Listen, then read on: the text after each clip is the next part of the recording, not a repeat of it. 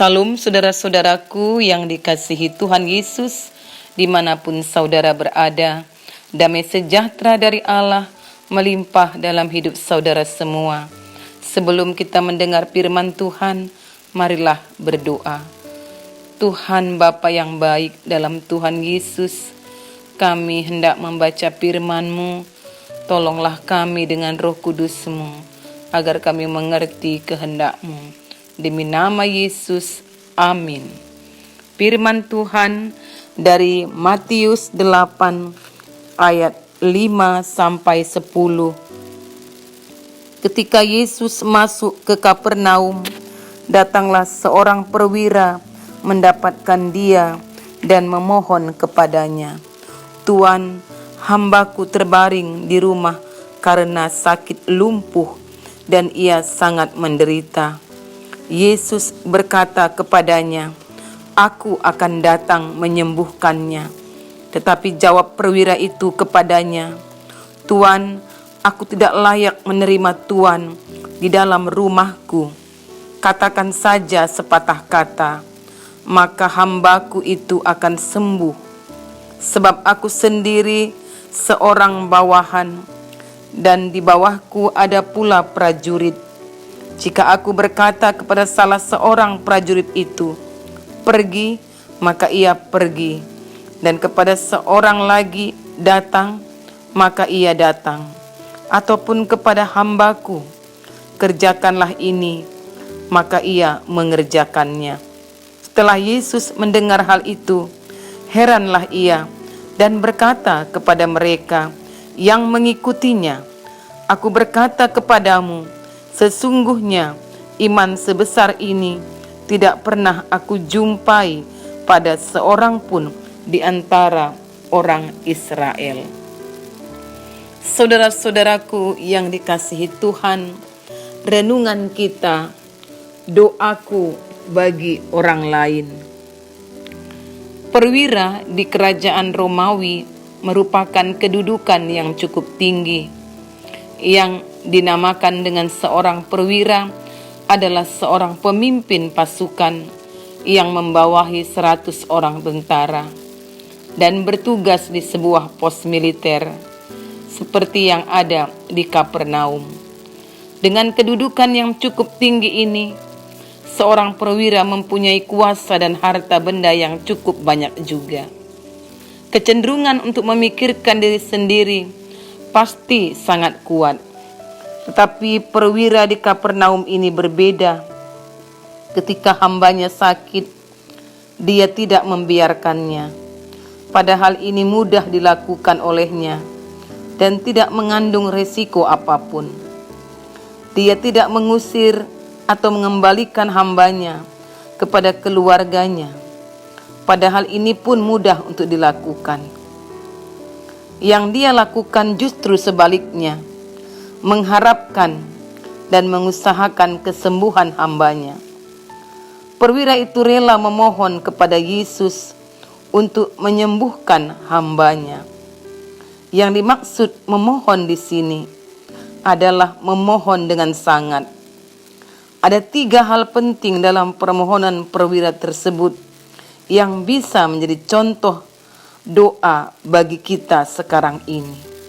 Yaitu yang pertama, permohonan yang disampaikan perwira tersebut adalah permohonan yang tidak egois, karena permohonan itu untuk kebutuhan orang lain.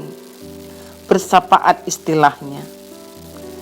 Kesembuhan bukanlah kebutuhan perwira itu, tapi kebutuhan hambanya. Namun perwira itu yang memohonkannya kepada Yesus. Itu karena perwira tersebut sangat peduli kepada hambanya. Yang kedua, permohonan perwira itu didasari dengan kerendahan hatinya. Jika dilihat dari status kewarganegaraan dan jabatan pemerintahan, maka perwira itu jauh lebih tinggi posisinya di masyarakat dibandingkan dengan Yesus. Tetapi perwira tersebut tidak sombong dan tidak mau memaksakan kehendaknya. Bahkan dia mengaku tidak layak untuk menerima Yesus di rumahnya. Pengakuan ketidaklayakannya itu karena dia merasa orang kafir yang tidak mengenal Allah yang benar selayaknya orang Yahudi. Dia berkata, "Tuan, aku tidak layak menerima Tuan di dalam rumahku." Ketiga, permohonan perwira itu disertai dengan iman yang kuat. Dia berkata, "Katakan saja sepatah kata, maka hambaku itu akan sembuh." Dia yakin bahwa Yesus sanggup menyembuhkan hambanya hanya dengan perkataan. Yesus sendiri mengakui iman yang dimiliki oleh perwira tersebut besar dan tidak ditemukan di kalangan orang Israel. Berdasarkan ketiga hal tersebut, maka Yesus menyembuhkan hamba perwira itu.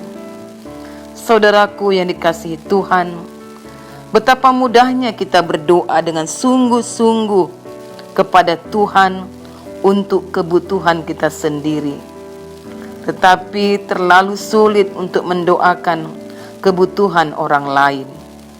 Perwira itu memberikan teladan kepada kita supaya kita tidak egois dan mulailah mendoakan kebutuhan orang lain juga. Saudara-saudaraku, marilah kita membuka mata hati kita terhadap kebutuhan orang lain yang dimulai dari kita mau berdoa untuk mereka. Sampaikanlah kebutuhan mereka kepada Tuhan. Sampaikan jugalah pergumulan orang itu kepada Tuhan dengan sungguh-sungguh di dalam doa-doa kita, dengan penuh kerendahan hati, dengan penuh iman percaya kepada Tuhan yang berbelas kasih. Demikianlah kita hendaknya berdoa kepada Tuhan untuk orang lain juga, agar hidup kita ini dan di dalam doa-doa kita pun kita tidak egois, tetapi belajar mulai mau memperhatikan orang lain yang dimulai dengan doa-doa kita. Mendoakan orang-orang yang lemah, seperti perwira ini mendoakan hambanya. Mendoakan orang-orang yang sedang sakit, diminta atau tidak diminta. Kalau kita sudah mengetahuinya, sudah mendengar, baiklah kita berdoa, memohonkan belas kasih sayang Tuhan untuk kesembuhan mereka. Biarlah kita juga berdoa untuk setiap pergumulan-pergumulan orang lain, siapapun itu. Apakah itu orang yang pernah mungkin menyakiti kita, menjahati kita, tapi kita diajar untuk mau berdoa atas pergumulan orang lain. Saudara-saudaraku yang dikasihi Tuhan, marilah kita menjadi pribadi-pribadi yang tidak lagi egois, yang hanya mau berdoa untuk kebutuhan kita, tapi belajar peduli yang dimulai dari doa-doa kita untuk orang lain. Demikianlah firman Tuhan ini. Mari kita berdoa.